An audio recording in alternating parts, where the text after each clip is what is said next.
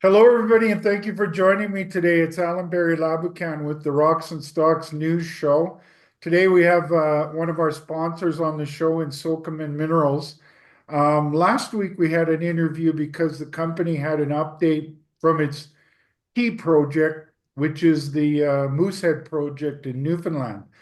But today, what we have on the menu is news from another of their projects called Fleur de Lys. Now, what excites me about this project is the geological similarities to the Dalradian discovery.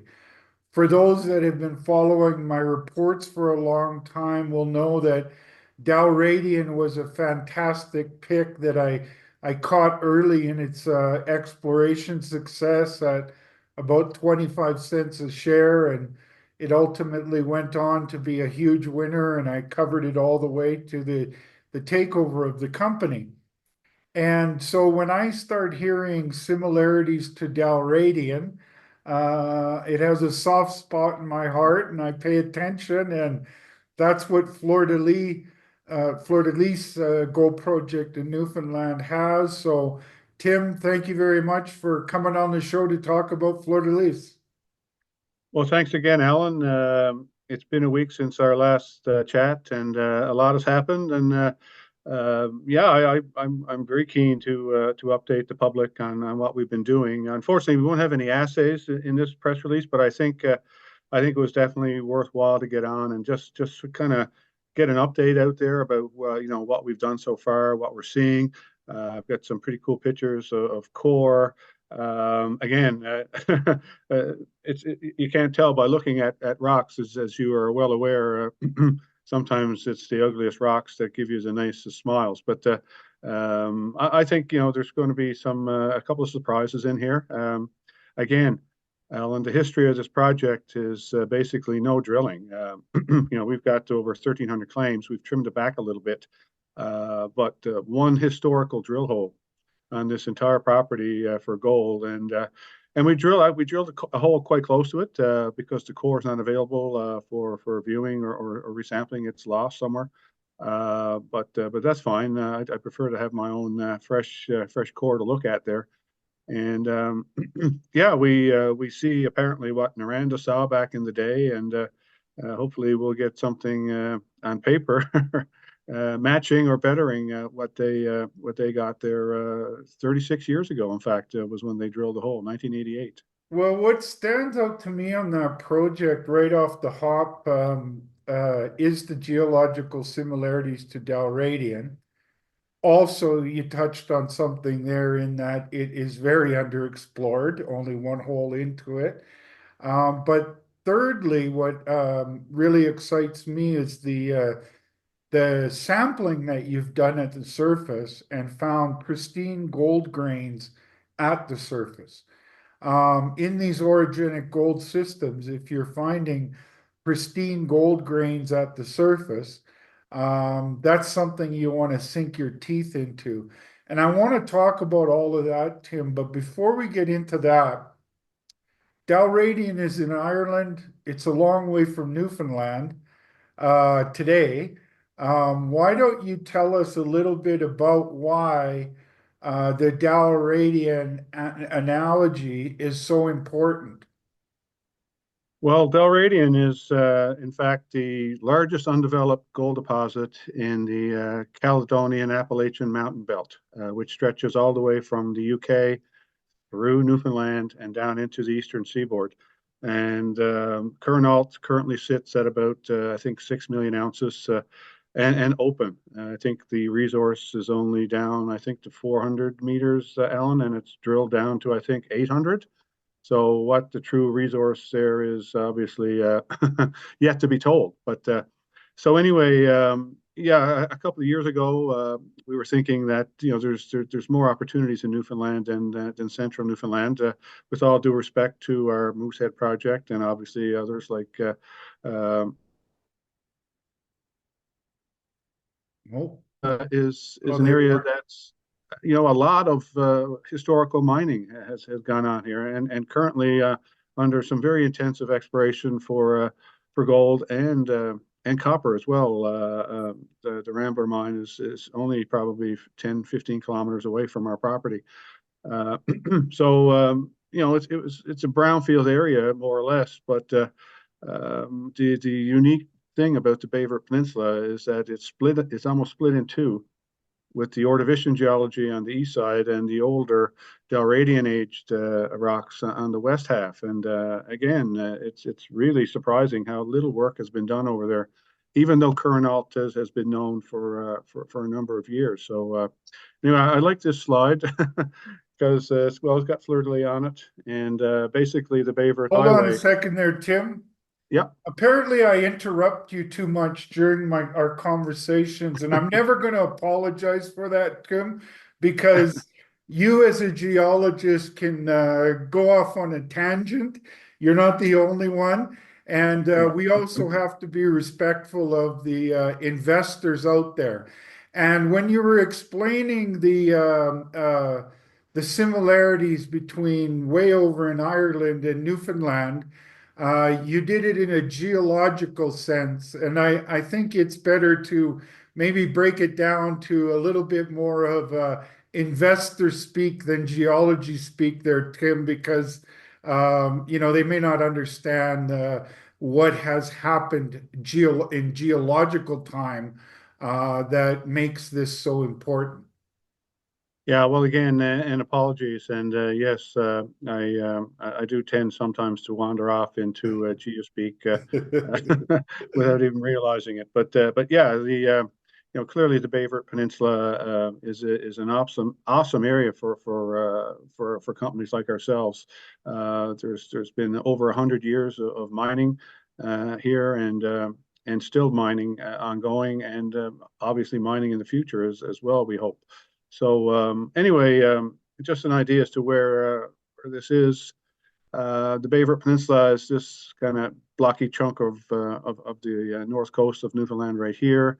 And again, as I mentioned, the connection to Ireland is unmistakable. The Atlantic opened and closed a couple of times actually in the geological past.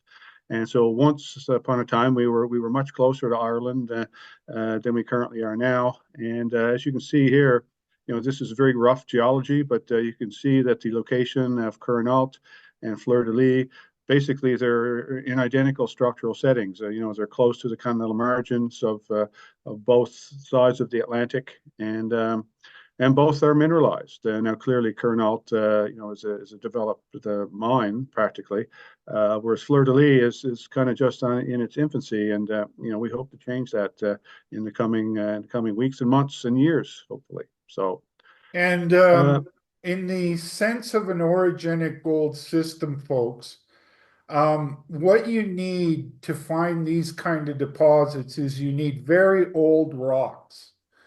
And you need structures which are the pathway for the gold-bearing fluids to make their way up towards the surface.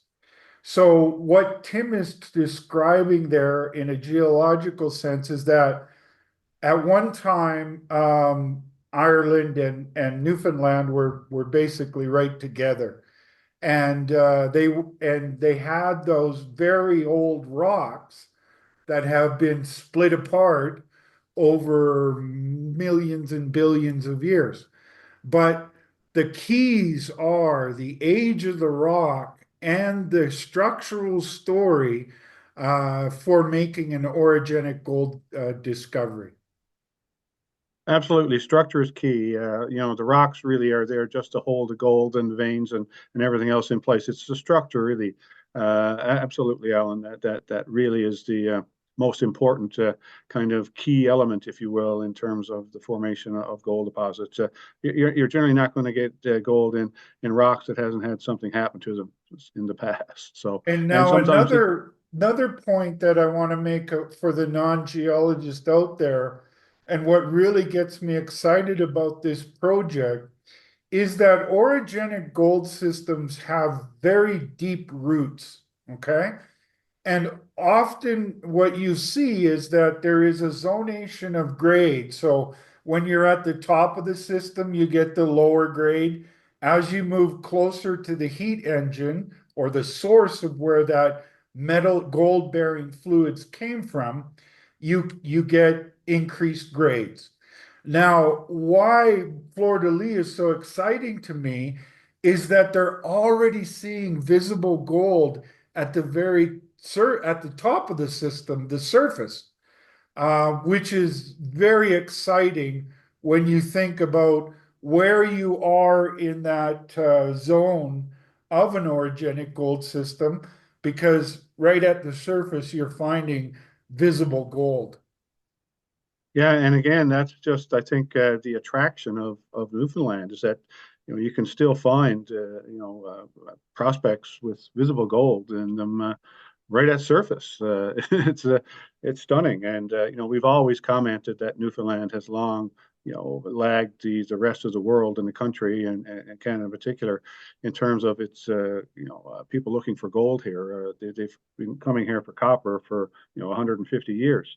But gold is a more recent thing. Like even as up to the 1980s, the mid to late 1980s, and that's when you had the only real pulse of exploration that occurred on the Fleur de Lys property was in the late 80s by Noranda. One hole. One hole. So anyway, yeah. So just a quick look a little closer at the geology here. Again, the Fleur de Lys rocks are on the western half, this gray unit, and the younger volcanics and sediments in the much younger rocks sit on the east side of the highway. And you can see all the X's and stars here are old mines and prospects and occurrences. Hardly a blemish on the Fleur de Lys side. Again, just reflecting the lack of exploration. Huh. So we're going to look largely, Allan, today at the northern half of the Fleur de Lys project. We still have targets down here, but my gosh, it's a large property, and we made sure, of course, that we've done enough work to hold the package, for at least a couple of years to give us a chance. Because really, what this project needs is we're drilling a 2,000-meter program right now. It really needs a 10,000-meter program just to test in the lightest of ways, the targets that we've got. We will finish this program with untested targets, which is maybe a sad thing to say, but at least we got to start on it. I think the time is right. Obviously, the price of gold is doing well. We just need to meet with some success. So again, so we're going to look at the northern half. Here's the town of Bay Verde is right here.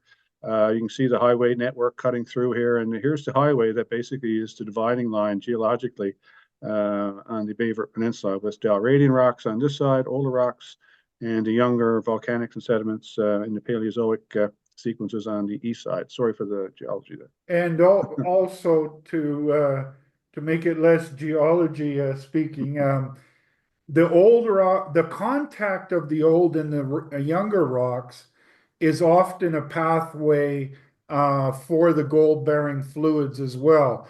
They need a path of least resistance, folks, Yeah. and the contact of those can often be that path. Absolutely, Alan. If you look closely at this map, I hope you can see all these black X's along Yeah. here, and basically the fault line runs through here, and these are all gold occurrences.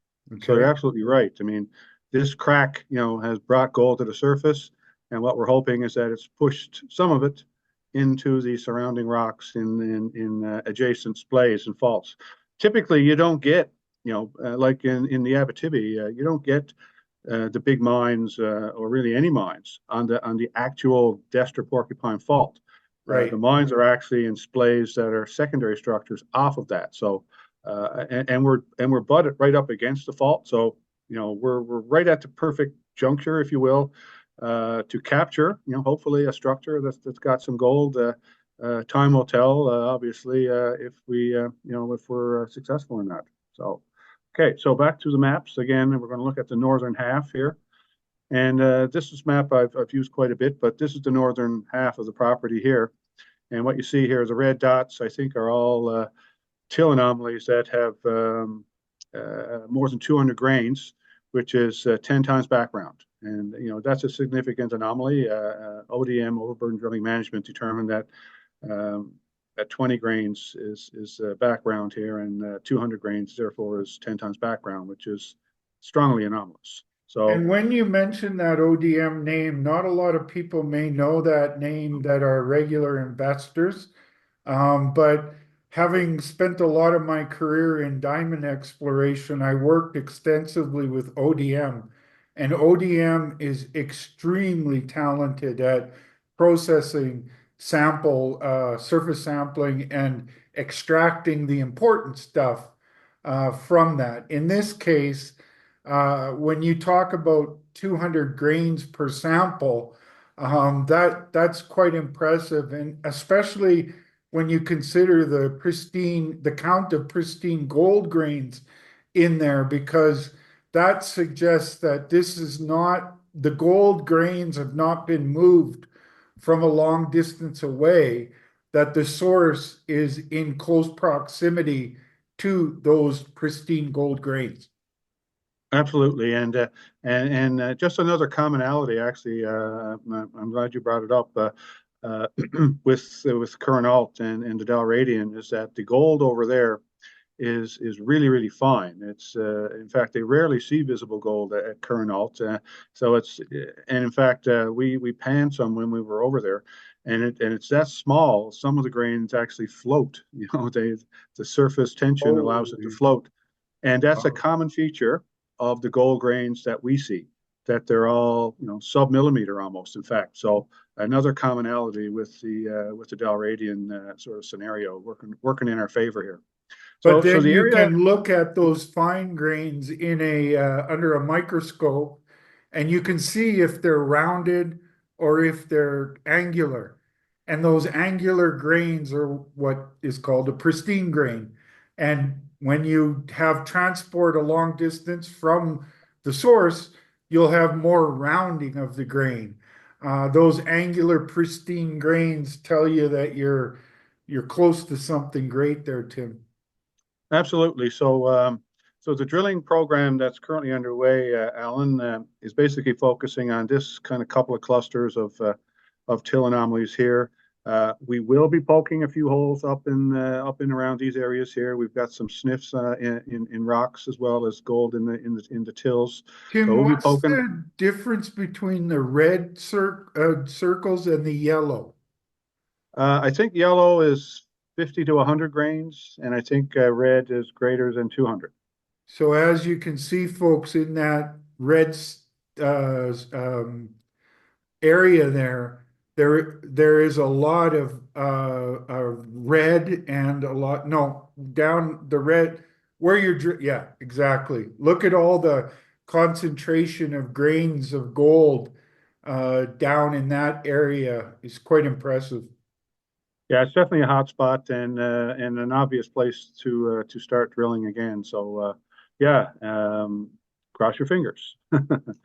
So I And did when you mention, say it's a ideal place, when you get an ideal place like that, it can also help you to, when you go off looking at your other targets, to be able to target better because you go to one of your best targets and it'll help you learn about the entire targeting method.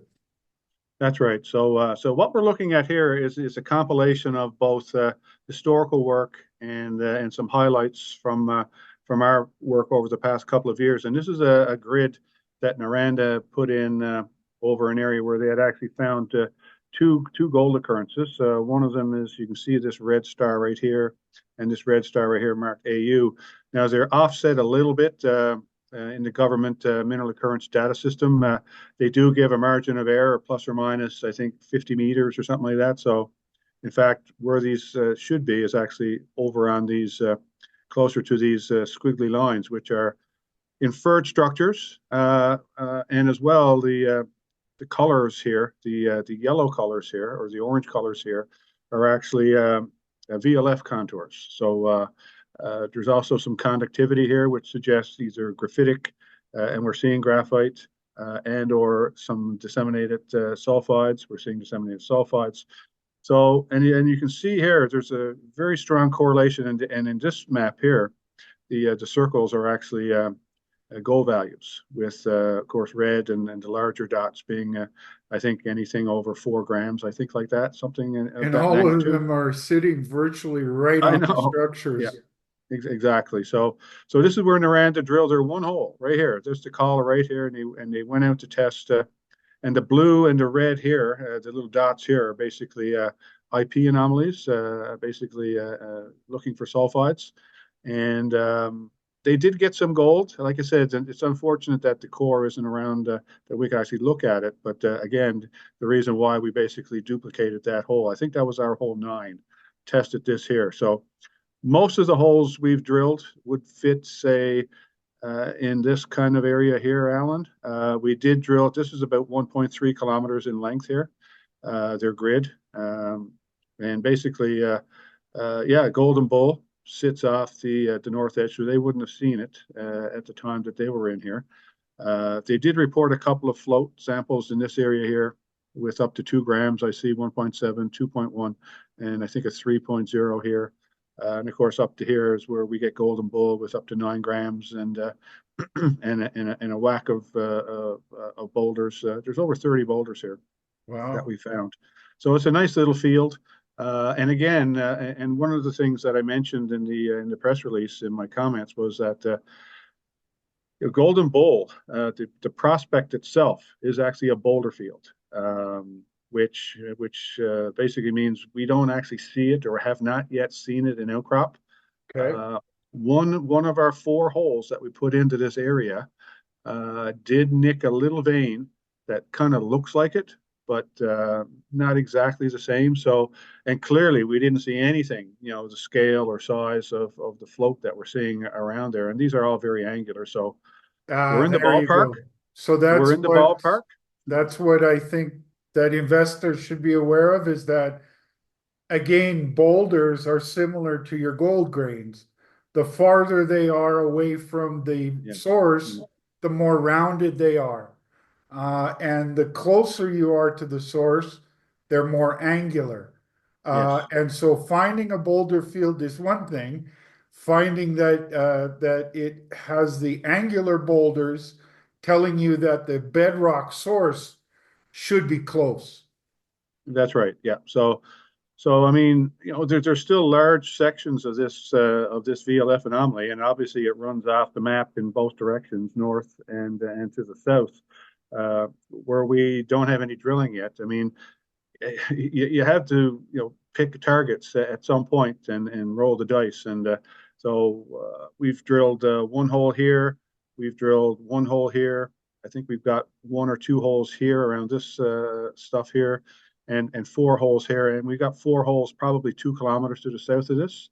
We Okay. don't know if we're on the same feature, Allan, but clearly, the rocks, and we'll see. I do have a couple of pictures of some of the core yet. Sorry, core. My No guess assays. is that the Noranda hole is trying to go after that intersection of the two structures.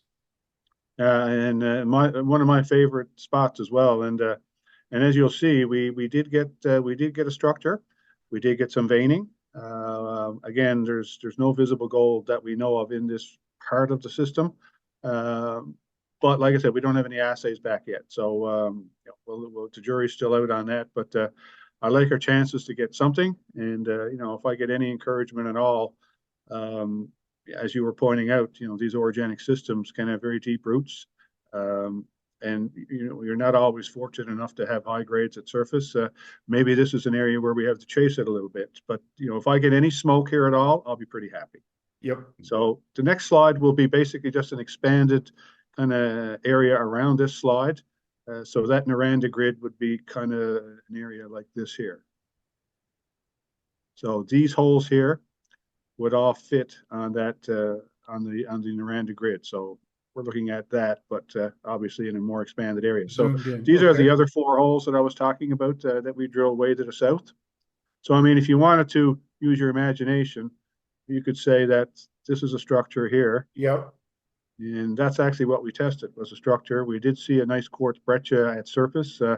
We got some anomalous values, a couple hundred ppb, which in an area where there's no drilling, you don't know if that's the best or the worst of it. So, It also uh, looks like that has a bit of a horseshoe at the bottom there, that comes up to where your FDL 2404 and O3 are. okay, yes, I see what you're talking about. Yeah. Again, you could easily draw a half a dozen structures on this just based on topo alone, let alone on the geochemistry and the rock samples that we've collected and till samples as well. And those, So in addition to structures and cross-cutting structures, where the structures bend in a hinge like that, those are very good places for rock preparation as well. yep, oh for sure. But so this is the map that would be in the press release, basically showing the location of all of the holes on a topographic background. There's no geological information on here other than what's written. So as you can tell, where we drilled, we tried to drill areas where we had some smoke, obviously, and Yeah. preferably in rocks. But a couple of holes like this cluster of holes here was drilled strictly on geochemistry. So these are a little more flyers, but sometimes you get surprises. I mean, it's not always, or like we were fortunate at Moosehead, our first hole was a good hole, but we were also chasing, potentially a good hole. So, but here we didn't have that luxury. So, like I said, Yeah, and at Moosehead, you had the benefit of historical drilling. This you have the benefit of one historical hole. yes, exactly, yes, and a lot of gold floating around in the dirt. Yeah, yeah, yeah, right. So this is pretty much it so far. We are going to drill some holes, probably 3 to 4 kilometers further to the northwest of us here. Again, on another cluster of tills. If you recall from the big till map I showed you, there are some targets up there as well that I want to test with at least one hole.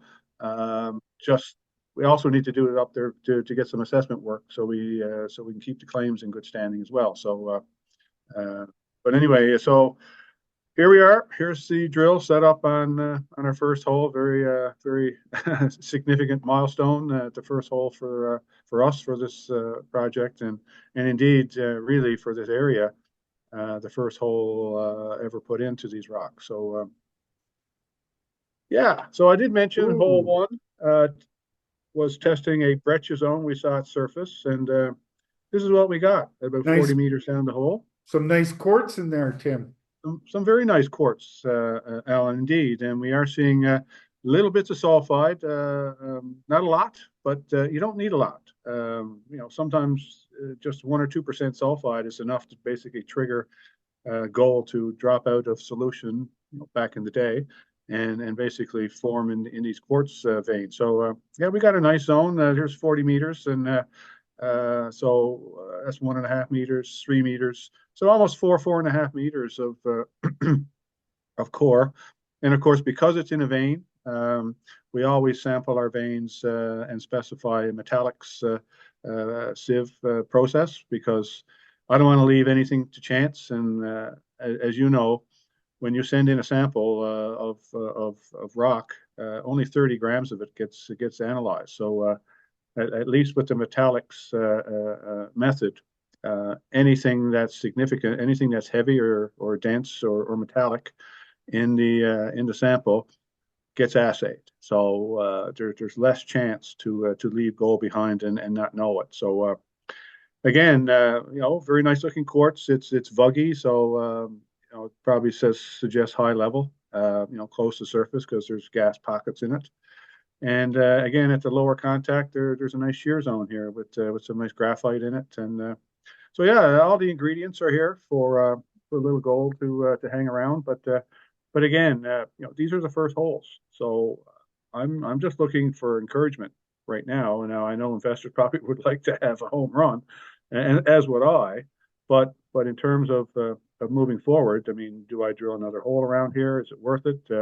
The assays will go a long way in deciding what we do next.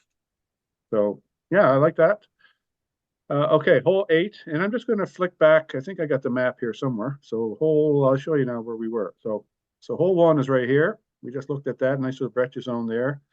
Hole two did get a structure, but didn't get as much in terms of veining. But again, it's a couple of 100 meters apart. So a lot can happen geologically, as you know, in a couple of 100 meters. So hole one we looked at. So now we're going to look at hole. I think it's hole five, or is it hole eight? Where is that? 8, 9.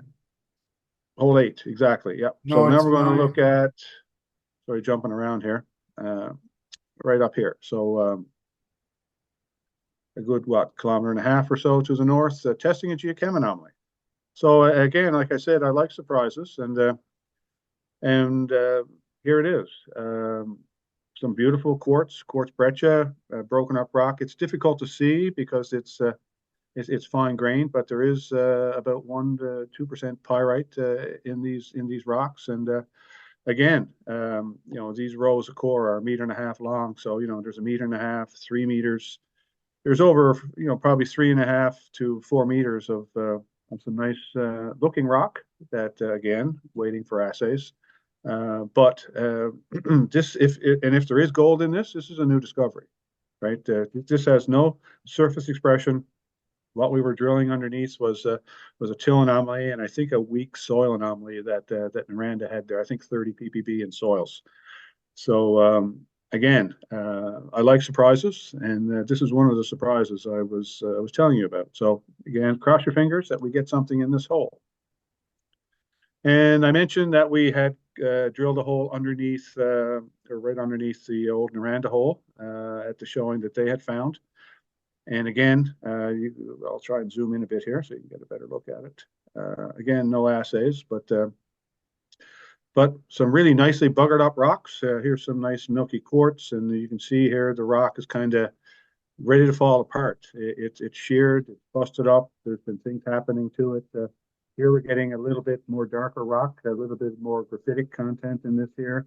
But again, quartz veins and busted up quartz veins, things that you'd like to see with a bit of sulfide. So cross your fingers that we get a bit of gold in this, and obviously a reason to follow up with phase two. So Tim, your audio has gone down a little bit. We lost your audio a bit there. It went quite quiet on us. okay, There you go. here we go. Okay, There, turn it perfect. up. So yeah, again, all this has subsequently been cut and sent into the lab.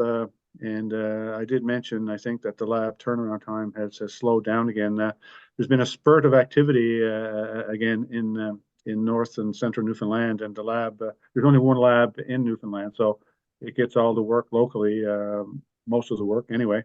So they've slowed down a bit, but like I said, we've been good customers for a long time, and I'll be making some calls pretty soon to get the process moving. So yeah, so there's a look at some.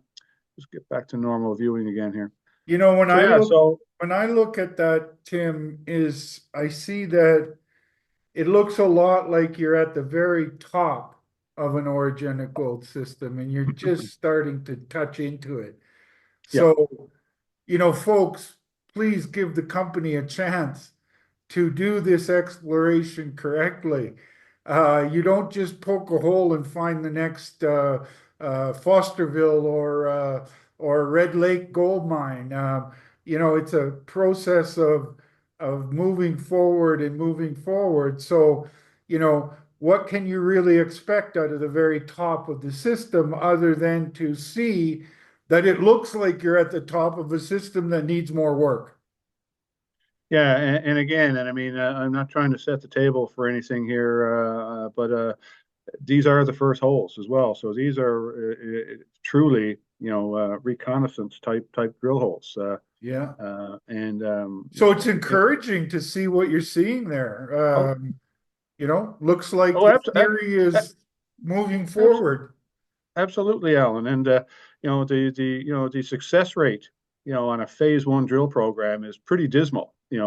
globally, unless of course you're drilling right underneath a new showing. But when you're drilling geochem anomalies and geophysical targets and things like that, your success rate goes way down. Obviously, if you're following up on earlier, results that someone else had, you've got a better chance to get something. But again, if we hit, 3, 4, 5 of these holes, I'll be pretty happy. Yeah. It'll give me reason to think that a phase two is definitely warranted, and gives me support when I go, obviously, to look for the next bit of funding to move this forward. We Well, got a $500,000 budget. from my perspective, I think you've already shown the merits of the theory.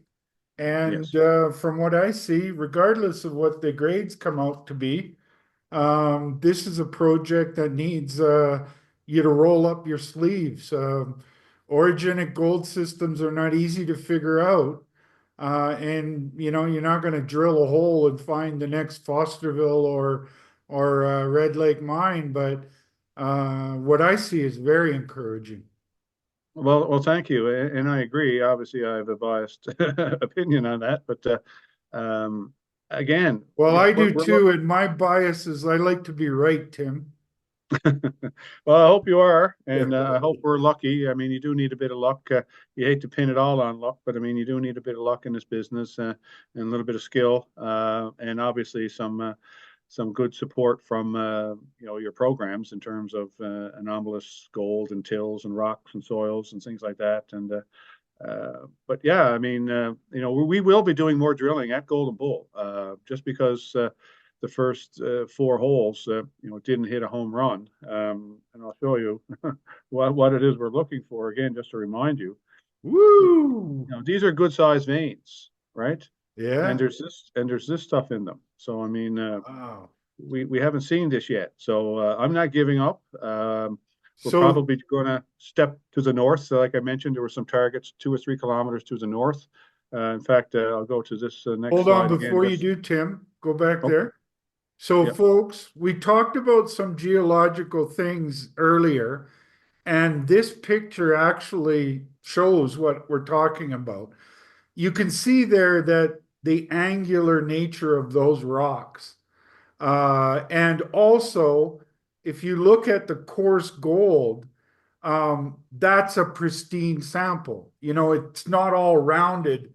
Like if you do a search for a gold nugget, you'll see that it's very rounded. This is very exciting stuff, Tim. I don't know if the market participants understand what all this means, but you start showing me that kind of coarse gold at the surface, and I get pretty damn excited. Well, our friends at ODM also think that we're very close to something here. They pegged the distance of transport maximum 500 meters, probably closer to 200 to 300 meters. So there's still a window here to miss, with your first few holes. So, and I just want to go back to our plan here and just move a little bit to the north. Where are we here? Yeah. So as you can tell, based on, and we were targeting that geophysical target that runs basically like this here. So the holes are basically all designed to intersect that, at an optimum angle. Um, Now, it's very possible, because we haven't seen these veins in outcrop, that these veins are actually running in the same direction. There's no law that says that they have to be going the same direction as a geophysical structure. They could be in their own structure, a different one. So the next phase of drilling, and we're going to go back in here, maybe do a little bit more geophysics and a bit more prospecting, maybe drill holes more in a north-south sort of fashion to intersect possible veins that will be trending parallel to the current holes, because these veins could be running like this, right? And Right. drilling holes in that direction, you won't see them. So again, like I said, you need a bit of luck in this business too sometimes, You and got we just that weren't right. lucky with these first couple of holes. There will be more holes here, Yeah. so don't panic. I'm determined to find where where this guy came Came from. from. And I mean, luck is can be interpreted in a lot of different ways, Tim. What I'm seeing so far is you're lucky that you're showing the theory, the geological theory is making sense. You're going into a virgin area here, start to poke some holes around. You're seeing that you've got that quartz, you've got the brecciation, you've got a handle on some of the structures, and this is how exploration starts to make a discovery. Yeah. So just to summarize, I think, Alan, for the benefit of the people, so we've drilled just over 1,400 meters of our 2,000 meter program. There will be a couple of holes testing some targets, and I'll just go back to our till map here just to. So the drilling we've done so far has basically been on this area here. Yeah. So I can't walk away without putting at least a couple of holes in and around these anomalies up here. We do have some rocks that kicked a bit of gold up here as well. Again, float, but obviously with this much gold in the till, there's a local source here somewhere. Yeah. And so a couple of holes up here, and then we'll finish off the program with another poke or two or three or four at the Golden Bull prospect, looking for that guy. And he's not alone. There's like 30 of these. I mean, Holy, there's I right. love that coarse gold there. Yeah, well, this is kind of where I might have mentioned this before, but this Yeah, is there's kind a of where bull there. there's the Golden Bull. This is where the Golden Bull came from. Oh So my here's the God. bull. See with his eye and his horns and his Yeah. front legs and his back legs. Here's the poor old matador with his curly little wig hat on. And here's his cape being torn to shreds by the bull. I I see love it. I that. see it. I don't know if you can, but anyway, I see it. I could, yeah, now that you pointed it out, I could definitely see the gold bull. So that's where Golden Bull came from. Was this Ah, piece, this beautiful, sample? beautiful. Yeah. Well, I hope that's a good premonition for the project, Tim. Yeah, me too. Like I said, Alan, I'm very pleased with what I see in terms of the core. Obviously, we didn't hit with every hole. I didn't expect to. I mean, a lot of these are reconnaissance holes, so to get Yeah. anything in them at all would be great. Even better in terms of if there's any gold in those systems that we looked at there. Um, I think our chances are pretty good that we'll get some gold out of this, but how much, the time will tell. But again, the big prize is still not in a core box yet, but we're not done. Got it. Perfect. Did you have any closing comments there, Tim? No, just that we're back on site again. We like I said, we took a little break just to catch our breath and hopefully let some assays catch up to us. Because I'd like to know if I'm drilling a hole underneath something that's got a bit of gold in it or not. And as well, just putting on our thinking caps again. I'm in the field now. Actually, I'm out at Moosehead having a look at the trenching going on there, which is very nice. So we got a nice vein set exposed there with the right materials in it. And so I'm going up to Bayvert tomorrow to join the gang and yeah, just see if we can figure out where this is, and as well to basically kickstart the those other target holes to the north. So yep, so more drilling coming, more assays coming. There'll be assays coming soon. They're starting to trickle in from our Moosehead project as well. So we'll have an update there as well as another update on the bulk sample trenching. And yeah, so there's going to be some good news coming up in the next 3-4 weeks. Perfect. Well, I think we should tentatively schedule another interview for then, Tim. I think it's warranted. Perfect. I just love that picture of that golden bull, Tim. I'm gonna have to zoom in on it and make it my logo or something. Because that's Yes. me. I'm a golden bull. Yeah. No. Yeah. It just hit me right away when I looked at it. I said, "Oh my God, that's a bull. Yeah. It's a Oh, golden." So wow. Okay, so yeah, I think in a general sense, it's quite exciting. These orogenic gold systems with that kind of visible gold are quite exciting, and you're the very earliest days, one hole historic, and now a handful of new holes or a dozen, whatever it will be, is just giving you a bit of a snapshot into what's happening underneath the surface. And so far, you're seeing some quartz there, and you're seeing some other mineral stuff that is important to find an orogenic gold system.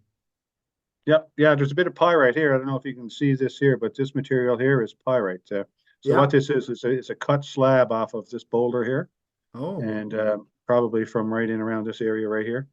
And okay. yeah, so there's so the fact that we're seeing pyrite in our cores that we've drilled, even though it's not looking like this, the fact that we're actually seeing coarse pyrite, and that's this common theme on the Beaver Peninsula. The gold deposits that have been opened up and discovered here generally have pyrite as the dominant sulfide with them, as does Kernald. Okay, but probably not enough to light up in a geophysical survey. Probably not. Okay, okay. So structure, structure, structure. Yep. Luck, luck, luck. A little bit of luck too. Structured luck, some quartz, and some visible gold, and who knows, maybe we'll have a company maker here one day. Yes, Alan, that will be very nice indeed. Alrighty, so there you go, folks. Sokoman has two really exciting orogenic gold systems on their hands, one at Moosehead and up in the northern part of the island there at Golden Bull. And of course, Moosehead has a lot more work done on it. But Golden Bull, the Fleur de Lys project, looks like it is a heck of an up and coming project that could lead to an exciting discovery. And Tim and his team do great work. And I'm very optimistic about Fleur de Lys based on what I see from this early drilling here. So, as always, please be aware that Sokoman is a sponsor of my reports and they pay me to create content for their benefit. I would also thank them because their sponsorship helps me to be able to create content that I can distribute to my audience for free. But be aware of that bias. They certainly don't pay me for my opinion. That is based on my 30 years of exploration experience and what I see from the work that they are doing. And so please be aware of those biases, do your homework, speak with your financial advisor before making any investment decisions. Have a great day, and we will talk to you soon.